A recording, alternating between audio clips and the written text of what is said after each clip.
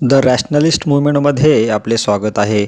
मित्रांनो, सध्या देशभरात महाशिवरात्री हे पर्व परंपरागत पद्धतीने मोठ्या हर्षोल्लासात साजरे केले जात आहे. या निमित्ताने देशभरातील सर्वच शिवालयांमध्ये शिवलिंगाचे दर्शन घेण्यासाठी लांबच लांब रांगा लागलेल्या दिसत आहेत. देशभरातील पुरातन 12 ज्योतिर्लिंग असलेल्या तीर्थस्थानी तर प्रचंड गर्दी उसळलेली दिसत आहे. शिवलिंग अथवा शिवपिंड ही महादेवाचे प्रतीक मानले जाते. महादेवाला शंकर, शिव अथवा रुद्र या नावाने संबोधले जाते. महादेवाच्या संदर्भात ब्राह्मणांनी रचलेल्या 18 पुराणांसह रामायण, महाभारत यामध्ये अनेक कथा कहाण्या आलेल्या आहेत. विशेषतः शिवपुराण आणि लिंगपुराण यात महादेवाच्या चरित्रावर प्रकर्षाने प्रकाश टाकला आहे. पुराणांची रचना मोगल काळापासून ते 20व्या शतकापर्यंत झाल्याचे इतिहास संशोधक मानतात. महादेवाला प्रमुख दैवत म्हणून त्याची उपासना करणारे अनेक पंथ आहेत. त्यात पाशुपत, शैव आणि नाथ पंथ प्रमुख आहेत. पैकी पाशुपत हा पंथ सर्वात प्राचीन असल्याचे दिसते. 7व्या शतकात भारतात आलेला चीनी प्रवासी युआन शांग याने त्याच्या प्रवास वर्णनात बऱ्याच ठिकाणी पाशुपत पंथाचा उल्लेख केला आहे. युआन शांग सन 629 मध्ये भारतात आला होता. त्याच्या 250 वर्षे अगोदर म्हणजे सन 399 मध्ये फाहियान हा चीनी प्रवासी भारतात आला होता. पण त्याच्या प्रवास वर्णनात महादेव अथवा महादेवाशी संबंधित कोणत्याही पंथाचा उल्लेख येत नाही. यावरून आपण असा निष्कर्ष काढू शकतो की फाहियान आणि युआन शांग यांच्या दरम्यानच्या काळात हा पंथ अस्तित्वात आला असावा. युआन शांग आपल्या प्रवास वर्णनात महादेवाचा उल्लेख महेश्वर देव असा करतो.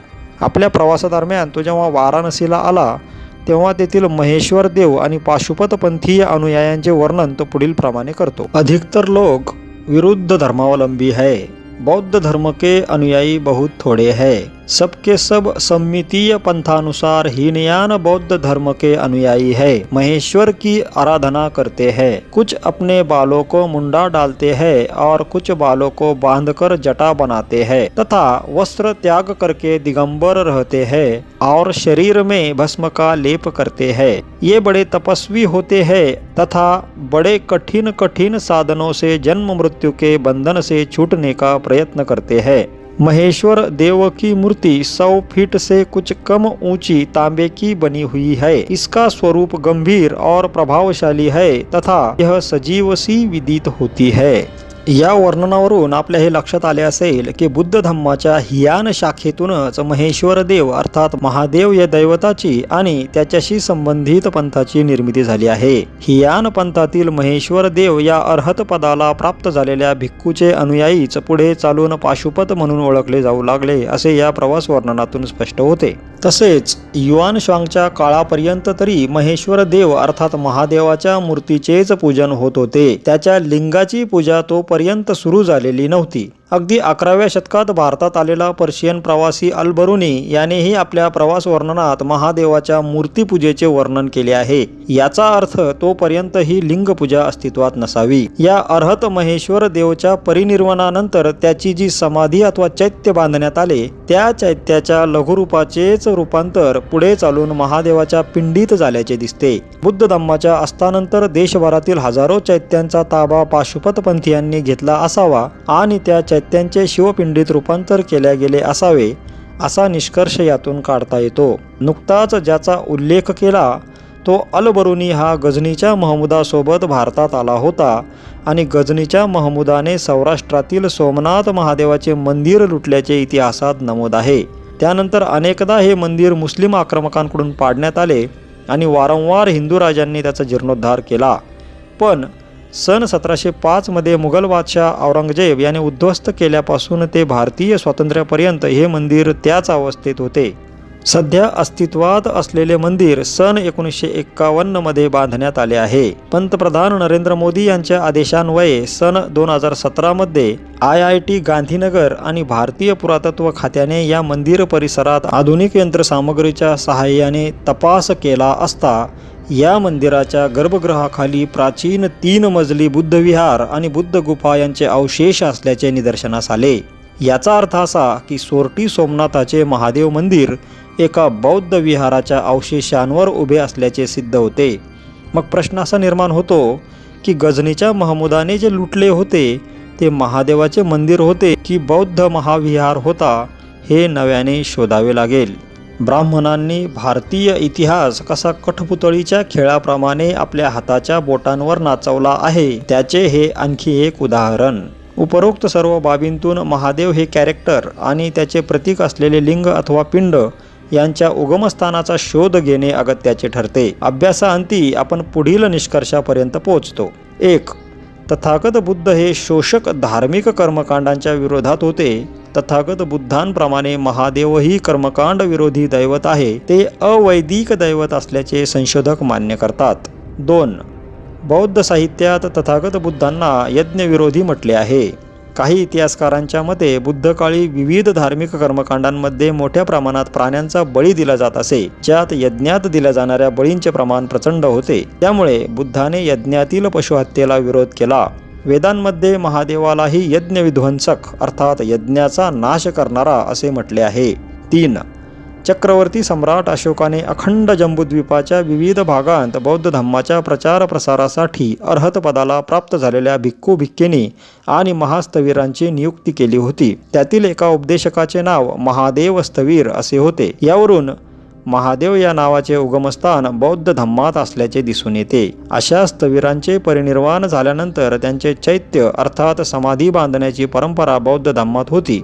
असे चैत्य संपूर्ण भारतखंडात अर्थात आजच्या भारत, पाकिस्तान, अफगाणिस्तान, बांगलादेश, नेपाळ इत्यादी भागात दिसून येतात. या चैत्यांचेच रूपांतर कालांतराने महादेवाचे लिंग किंवा पिंडीत झाल्याचे आणि या चैत्यांचा आणि विहारांचा ताबा पुढे ब्राह्मण पुरोहितांनी घेतल्याचे दिसून येते.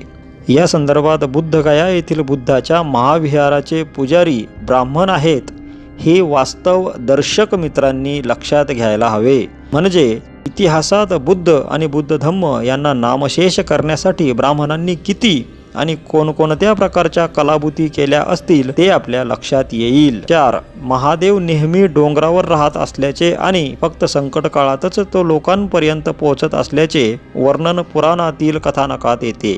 तथागत बुद्ध आणि बौद्ध भिक्खूही नेहमी जंगलात आणि पर्वतांमध्ये राहत असत. केवळ धम्म विचारांच्या प्रचार प्रसारासाठीच ते जनमानसात येत असत. 5.